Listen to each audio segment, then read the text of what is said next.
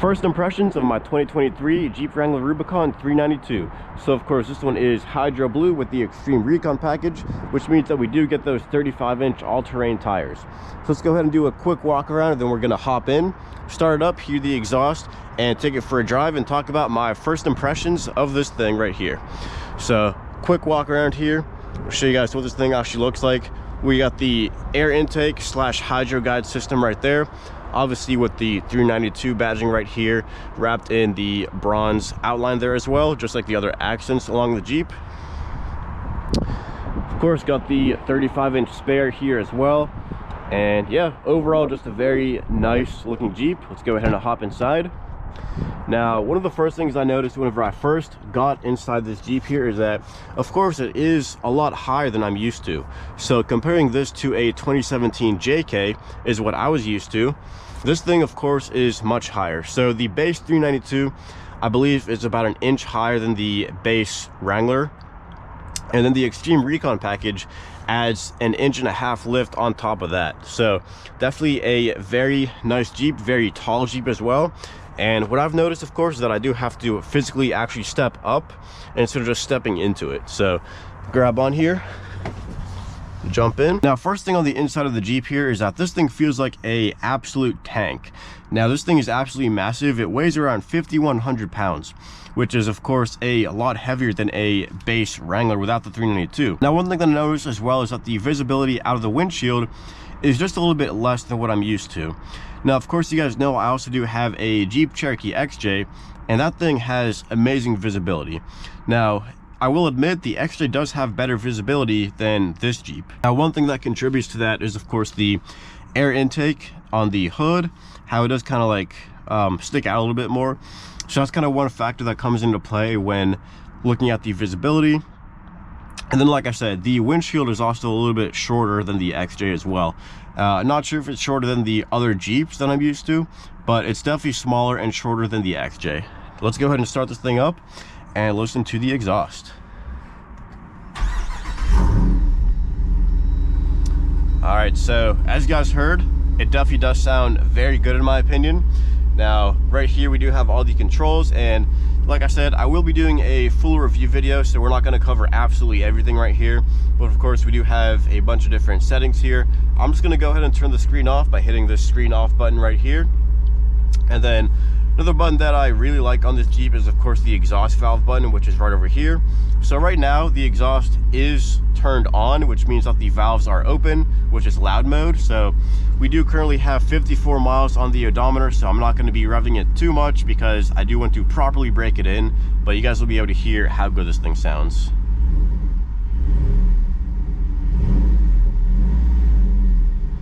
Yeah, so that's barely giving it any throttle right there. You can go ahead and hit the button and turn off the exhaust. You guys will instantly hear a difference. Yeah, so much quieter right now.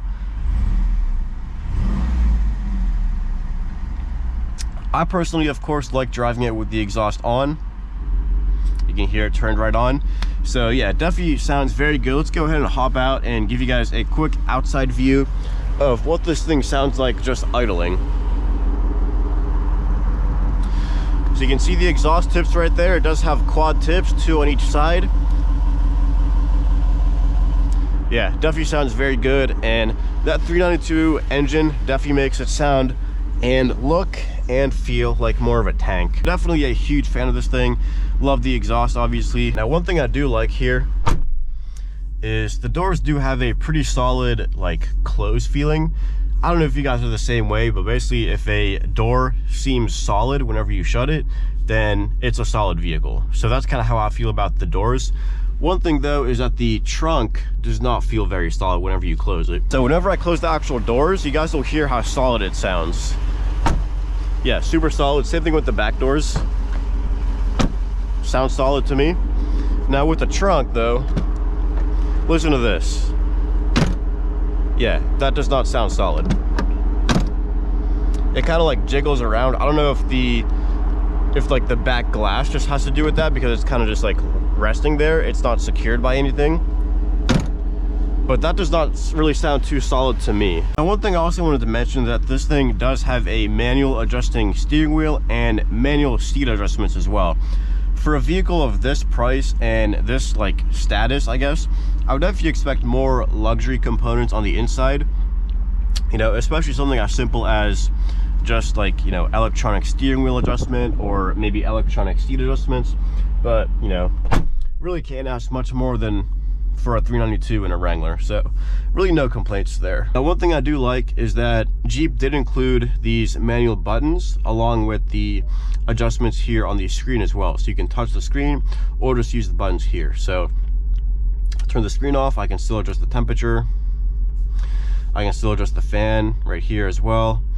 So, you know, definitely very useful to have both options there, so you don't have to like scroll through the screen. You can just do everything right from here. So starting off here, let's go ahead and put it in drive. So very smooth. I wanted to give you guys an example of the exhaust here. So we have valves open right now.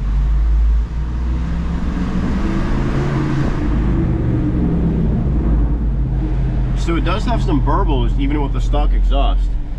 So let's go ahead and go down this hill. Exhaust valve still open.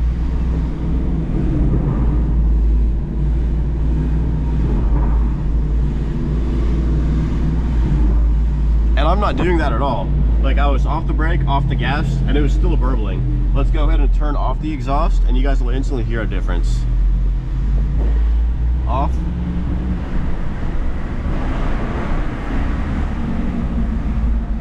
I'm sure you guys can still hear it, of course, but it's not going to burble as much, and it also doesn't sound as throaty. So same thing here, going down the hill.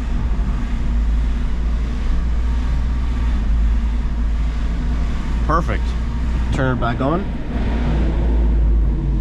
And there you go. Out on the open road here, like I said, it really does feel like a normal car, just a lot bigger and a lot more performance oriented, and of course off-road oriented. The one thing I did want to mention here first, coming up to the stoplight, is that the brakes definitely do feel very good.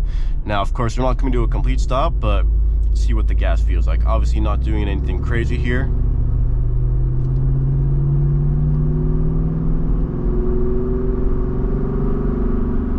But yeah, easy, I can accelerate, you know, however I want. And then of course, I don't know if you guys heard that, but it does have the MDS system, which stands for multi-displacement system. So what that does is that it basically shuts off 4 cylinders, so it's only running on 4 whenever you're not under hard acceleration. So basically, if you accelerate lightly or take your foot off the gas, then it'll shut off half of the cylinders, so it saves fuel economy. But if we scroll to my fuel economy right here, let's see what mine is currently. With 55 miles on the odometer, we have an average MPG of 13.5. So of course, average from Jeep, they stated it's 14. So I'm already getting below average, which is of course great. And I was expecting a lot less with this Jeep because of course it is a 392, it weighs 5,100 pounds. It's always in 4-wheel drive. There's really not anything that's fuel efficient about this vehicle whatsoever. Of course, it also takes 93 octane, so it's definitely going to be very expensive when it comes to the fuel of this thing. Now, going around this turn, you know, very accurate, very easy to steer this thing. I don't have any issues whatsoever.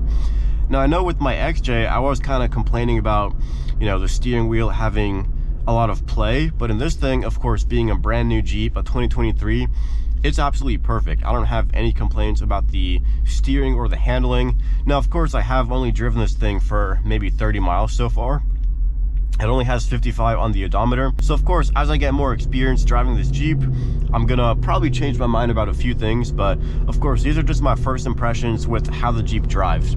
So of course, like I mentioned, the size of this thing is definitely something that I need to get used to because of course, I'm used to driving a small, compact Jeep Cherokee XJ. Now, I'm not saying this thing is hard to drive, but it definitely does take some getting used to, especially if you're not used to driving large vehicles. Now, of course, me coming from a Dodge Challenger Scat Pack, you guys know those things are absolute boats. So, you know, I kind of do have some experience driving large vehicles. I also do have experience driving a 2017 Jeep Wrangler Rubicon Hard Rock. I wouldn't say that I'm inexperienced, but this thing definitely will take some getting used to, especially being such a heavy vehicle. You can feel the heaviness of this car, you can feel the weight of it, but of course the engine makes up for the acceleration. It has amazing brakes to have good stopping power. Got a nice Tesla.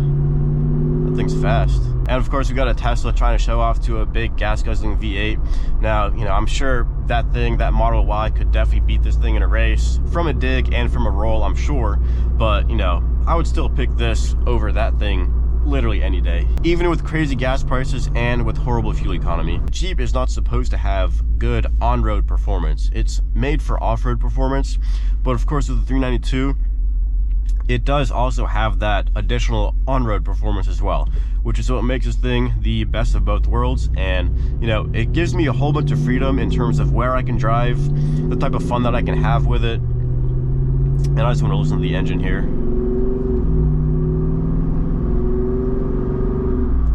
Yeah, I'm super excited to get past the break-in period of this thing.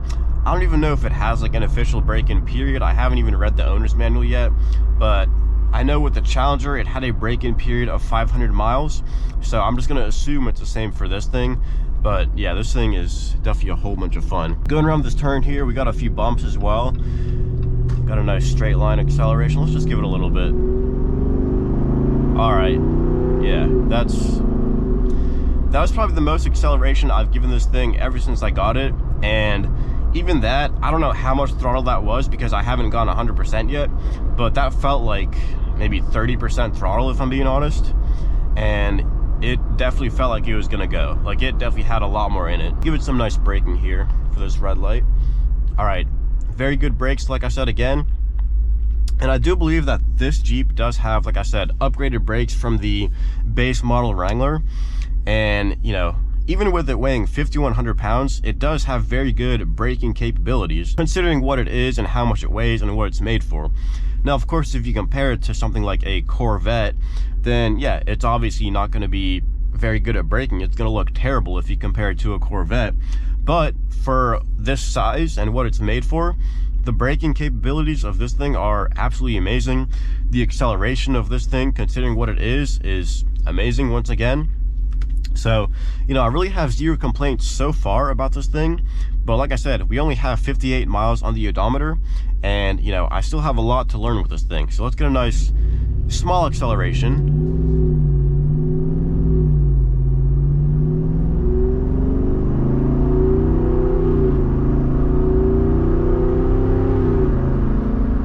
All right, so got up to 55 there. That was probably, once again, maybe 30 or 40% throttle. I was with the exhaust on, and like I showed you guys in the beginning of the video, it really does make a difference if you turn the exhaust off. So it's very good if you do have neighbors that get mad if you have a loud car. But one thing I will point out that I've noticed is that if you do turn the exhaust off and start the vehicle, then it actually starts up with the exhaust valves open, but then after it starts up, it immediately closes the valves. So even if you start it up with the valves closed, it will still start up with the valves open. Now, I'm not sure how actually true that is, but that's kind of the observation that I've made by like my own experience. That's just kind of like what I've heard, what it sounds like it's doing. This thing feels like a normal car, but after driving it a little bit more, going over a few bumps, it kind of does feel more Jeepy, if you guys know what I'm kind of talking about there. It kind of feels like, you know, a lot of Jeeps kind of feel like they float around the road. This one does not have that feeling, but when it goes over the bumps, it kind of does feel like a Jeep. I don't really know how to explain it, but if you guys are Jeep owners, then you probably know what I'm talking about. It doesn't feel super stiff. The suspension does a very good job at soaking up bumps, but it definitely does feel like a Jeep, if that makes any sense. Now, comparing it to my XJ is a lot more stiff than this thing, but of course my XJ also does have a lift kit on it, so it's not the stock suspension. This Jeep, of course, has the stock suspension and soaks up all the bumps very well. So it's kind of like riding on a cloud, but not exactly. So that's kind of the best way I can explain it. I know it's not the best explanation, but like I said, it does feel like a Jeep, just a little bit better. So I'm gonna try out the paddle shifters under this overpass.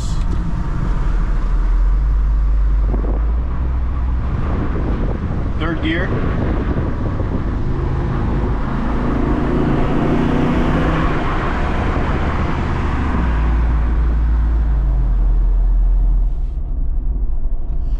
So One other thing I wanted to talk about is the paddle shifter response time. I wanted to demonstrate how long it actually takes for this Jeep to shift after you press the paddle. So we're in third gear right now, and I'm not going to do anything crazy. Shift. Alright, so right there you guys probably heard it, but it was probably about like, I don't know, a second delay between when I actually hit the button and when the Jeep actually shifted. So of course it's not meant to be a performance vehicle like I mentioned, but with a 392 I definitely would expect some better shift times, especially when using the paddle shifters.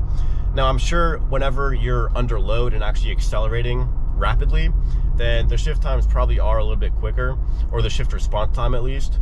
But I will say in my Challenger, the paddle shifter response time was actually very good. I had really no complaints about that. And I would expect the Jeep to be the same because of course it does have the same engine. I'm not sure about the transmission, but I would expect it to be very similar. So, you know, I was hoping to have kind of a similar paddle shifter response time. But like I said, it is just a little bit slower than the Challenger. So driving along the road here, we are currently in MDS mode, which of course, like I mentioned, is that multi-displacement system. And you definitely can hear the engine kind of switch over whenever that happens. Like right there. I don't know if you guys heard that, but it kind of just, you just hear like a more throaty type of engine when that comes on. I want to compare it to my Challenger Scat Pack that I had, because that thing also had the MDS system. And in that car, whenever it turned off, it actually jerked the car forward a little bit. Now with this Jeep, it doesn't do that. So I think they kind of made it a little bit more smooth to where it transitions from MDS to non-MDS. So whenever it shuts off the cylinders and whenever it turns it back on, I think they just made it a lot more smooth because it doesn't like jerk forward whenever all 8 cylinders kick on again after being in MDS mode. One thing that I've also noticed is that there's no actual indicator for when it turns on MDS and when it turns off. Usually I think in the Challenger it had like a green like leaf symbol to indicate when it was running on only 4 cylinders. I haven't noticed anything like that in here, so I just have to go by the sound of it, and that's kind of how I know when it turns on and off. I also have heard that the MDS system can cause that Hemi tick that is, you know, sometimes common with these Jeeps, with the 392s especially, obviously, and with other Hemi cars as well. So I'm really hoping that does not happen to me. Now, one thing I also wanted to mention is the blind spots. So this Jeep does have blind spots, although it does have very good visibility. If I'm comparing it to my Jeep Cherokee XJ, the visibility in my XJ is much better than in this 392. But one good part about this Jeep is that it does have blind spot monitoring systems, and that is completely standard on this Jeep. So whenever there's a vehicle in your blind spot, it has a little yellow triangle in the mirror that just lights up. There are a few blind spots back there, if you guys can see, but they're really not too bad. And, you know, I'm just comparing it to my XJ. I'm sure, you know, all Wranglers compared to, you know, most other cars are going to have much better visibility, because basically the whole entire section in the back is a window. So you do have very good visibility compared to other vehicles on the road. Now, compared to my Challenger, of course, that thing had much worse visibility than this Wrangler. So I'm just comparing it to my XJ and my Challenger that I had. Now, whenever I got in this Jeep for the first time, before actually driving it, of course, I adjusted my side mirrors and, you know, obviously rear view mirror to make sure I was seeing correctly. But whenever I actually got on the road, I had to actually angle the side mirrors much more downwards, because I just wasn't used to how high this vehicle was off the ground, and I was basically looking at the roofs of other cars with the way that I adjusted my side mirrors originally. So that's also one thing to keep in mind, is that, you know, this thing was a lot higher than I was expecting, and it definitely caused me to, you know, not adjust my mirrors properly until I was actually on the road and saw what I was actually looking at. This thing can basically go anywhere. It can keep up with basically, you know, 90% of cars on the road and be faster than them as well. It can probably stop quicker than a lot of cars as well. It can go more places than, you know, 99% of cars on the road as well. So all that put together is why I think this thing is such a tank, and why I use that word to describe this Jeep right here as well. It's such a large vehicle, has so much power, so much performance, so much potential to go anywhere, and it just gives me the freedom to pretty much do whatever I want to do. I have steel bumpers, both front and rear. I have a huge spare tire in the back, so, you know, if anybody hits me from the front or the back, you know, the Jeep is basically protected, and the other car is going to have a lot more damage than my Jeep. The rear spare tire, I know some people might think that it takes up a lot of visibility, which it does, but you know, I can still see what's behind me. I can see what's going on. But if there is a car that's right behind me, like right on my bumper, then I will have trouble seeing it, because that spare tire there probably does take up about half the height of the rear window. Now, of course, it is just a semicircle, of course, so it's not like the entire half of the rear window, but you guys know what I'm saying. So basically, if there's a car that's right up on my bumper, sometimes I'm not going to be able to see it if it's super close to me in the back. But most of the times, I really don't have issues seeing cars that are behind me in the rear view mirror. Now, once we get past the break-in point of this Jeep, I am planning on taking this thing on some twisty roads and, of course, doing some, you know, actual spirited driving with this thing, in addition to, of course, off-roading, because I do want to have fun with this Jeep on-road and off-road. One thing that I also wanted to compare to my XJ is that with the XJ, I have to constantly give it steering wheel input, but with the 392 here, of course, I can just keep it straight and it'll go straight. So that's definitely one thing, of course, that is very good about a new Jeep as opposed to a 2001 XJ, is that, of course, the steering wheel and suspension and pretty much everything is going to be, you know, re-engineered to be much better. Now, I haven't actually driven this thing on a super windy day, but I'm sure this thing, like any other Wrangler, will be very affected by wind. So I'll see what happens then, but I'm sure if I do hit a huge gust of wind and I'm driving like on the interstate, for example, then obviously I am going to have to correct it then and actually apply steering wheel input instead of just keeping it straight. So of course that's very common with Jeeps, but you know, I just wanted to mention that the steering wheel, of course, is a lot more accurate in the 392 compared to my XJ. Because this thing is so high, the mirrors aren't pointed so much downward that you can actually see the lines where you're parking. But of course, it does have a very good rear view camera with lines that move as you move the steering wheel. You can see that right there. So of course, the rear view camera does help out a lot when backing up. And of course, it does have the rear park sensors as well that you guys heard there, which you can also turn those off with this button. All right, so we're back from the drive. Of course, this thing looks amazing from the outside. And I want to show you guys just a quick walk around here. So we got the Rubicon 392 with the, of course, the Hydro Guide intake right here. Got a very nice look at the aggressive stance right here with those fender flare extensions with those 35-inch all-terrain tires, BF Goodrich KO2s, 315 wide, which is, you know, super wide in my opinion. So do a quick walk around here, show you guys what this thing looks like. Of course, got that full-size spare tire back here, definitely looks very good. And we got the heavy-duty spare tire carrier right there, since the spare tire is so heavy. And then of course we do have the rear view camera integrated right there. So yeah, it definitely looks very good. I definitely do like the hydro blue color of this thing as well. Definitely makes the Jeep pop a lot more, has a very bright color to it. I also wanted to show you guys quickly the room on the inside. So this is kind of how I sit. That's what I got right there. Have, you know, obviously a good amount of room in the passenger seat. Bunch of room in the back here as well. So definitely a very spacious vehicle. So hope you guys enjoyed, and thank you all for watching my first impressions and driving review video of my 2023 Jeep Wrangler Rubicon 392.